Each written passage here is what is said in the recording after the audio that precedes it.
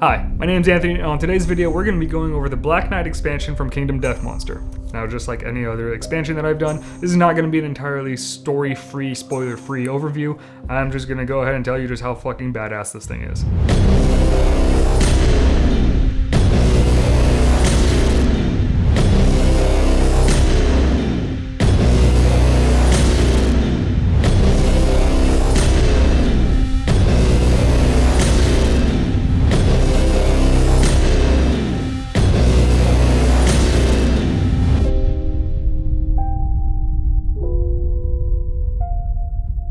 The Black Knight is a Node 3 nemesis monster, and you can see from this chart here that this is how you're going to replace it in your current core campaign. Now, before we get completely started, I just want to say that the Black Knight is one of my favorite expansions. It's full of so much awesome stuff, and the flavor and story elements of it is absolutely badass, so I just kind of want to spend this time to tell you why. The first thing you might notice is that this is an entirely new board. The entirety of its showdown takes place in the Citadel, which means you're going to be climbing up a mountain and going up to its little palace area and fighting him there. The reason why this is because each of these tiles are going to be faced down when you start the showdown, except for the two starting tiles. And whenever you are pushed, or I use your lantern, or the Black Knight moves onto the tile, you'll be flipping it face up.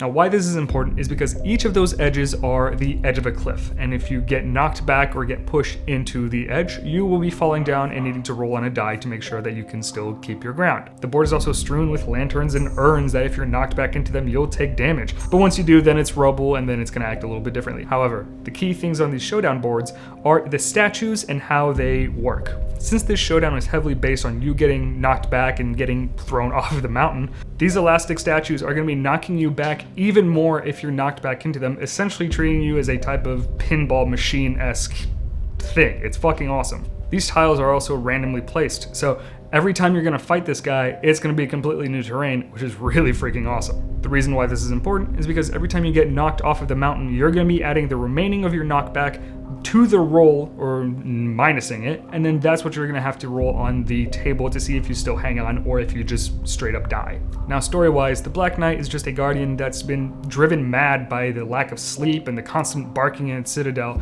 and it's honestly quite sad. However, it is your job to completely fuck it up, so good luck with that moral quandary. Additionally, whenever you defeat this guy, you'll be gaining a badge, and these badges allow you to use a Black Knight tactic whenever you start the showdown, which is really cool. You have tactics like launch formation, which means each survivor is going to spend one survival to launch a comrade forward, which is really cool. Alternatively, you could get the Black Guard, which just means you start the showdown and everybody's honorable. Pretty cool. This showdown starts when the bell that's been in your settlement gets rung by somebody, and now you have to go fight this guy, essentially being called up to the mountain and just trying to murder the fuck out of this guy. But one of the coolest things about this entire campaign is you actually have a sub-campaign with the Squires. The Squires is sort of a prelude to the Black Knight that you can play as with predetermined gear and predetermined character sheets that kind of explain a little bit more on the Black Knight. I'm not going to go too much into it. That is up to you to find out. Just know that this is an awesome thing to do. This adds such a great entry point for Kingdom Death in my opinion, because besides the one-shots that you can do, this essentially lets you do a 5-year settlement, hunt, showdown kind of system, which is a really good introductory point for new players. The story events are not too overwhelming to begin with,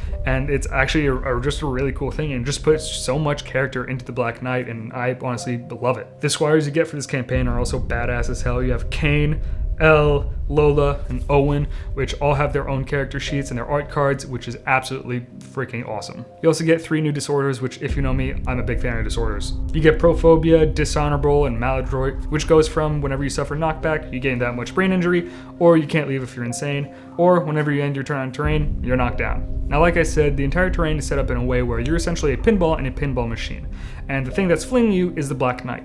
A lot of its attacks are going to be dealing knockback, and some of them are even going to be doubling all the knockback that you get. It's really cool, and fighting just like a knight, just a guy with a big sword and that's it, is really cool, and I love it. It's always the characters that are just like normal guys that are the scariest. And being a Nemesis 3 monsters, you know that its hit locations are going to suck ass. A lot of them are going to have reactions with wounds or reflexes, or there's going to be impervious or parry, and the trap absolutely sucks. But the really cool thing, if you can manage it, is that this does have a death blow, and this death blow is one of my favorites of all time. No matter what level you fight him, if you manage to get a death blow at the unarmored neck, you'd get the death of the Black Knight. At this story event, you and your companions essentially take his sword, stab him right in the neck, and completely kill him. And you then get rid of him for any future Nemesis encounters, which is really cool, really flavorful, and just absolutely badass. You also get access to both cards to make the Iron Hand, the Black Knight's big ass sword, which is one of the most insane cards I've seen.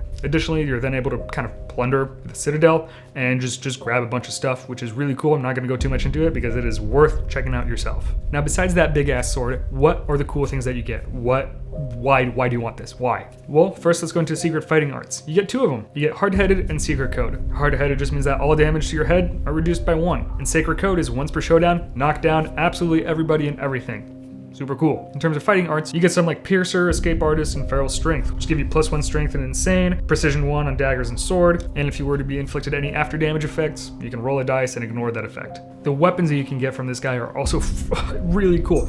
Besides Iron Hand, you get things like the Magnum knives, which are throwable knives, and if you're in a certain range, you can just automatically hit, which is so fucking cool. You also get really cool seed patterns like the Clasping Shields and the Piercing Claws. The Piercing Claws on their own are just really freaking cool, and the shield allows you to negate knockback if somebody knocks back into you, which is super neat and super useful for this fight. And then the entire armor set is just one big buff. Like some of these items give you +3 survival, while others take that survival and give you +1 movement, +1 speed, or even +2 strength. And then the counter armor is absolutely badass. If you attack, if it is your first attack during the round, you just completely ignore the wound on the monster, which is super cool and super useful. Now this is just the tip of the iceberg for this entire monster. Playing it is an absolute different experience. I love this monster to bit. I add it to every single one of my campaigns. It has so much cool stuff, and it's just like a knight, and instead of a monster in a campaign, which just feels really nice. And the model, honestly, is one of my favorite models of all time. The Squire campaign is really fleshed out and adds a lot of story to the Black Knight, making it feel more a part of the entire settlement, not just this one-off monster that you have to fight. Having an entirely new board with different mechanics and just different things to watch out for just adds so much to the whole experience that it just makes it absolutely worth it to me. The ability to get more and use tactics is super useful for any showdown. This is one of those expansions that I truly fell in love with. I can't see myself not using the Black Knight in any campaign, but hopefully I didn't oversell it too much. This is absolutely one of my favorite Nemesis fights in this entire game. I hope you give it a shot, but if you do have the Black Knight, I want to know your thoughts on it. Do you love it as much as I do, or is it just mid? But let us know in the comments. Thank you for watching, and I'll see you guys in the next one.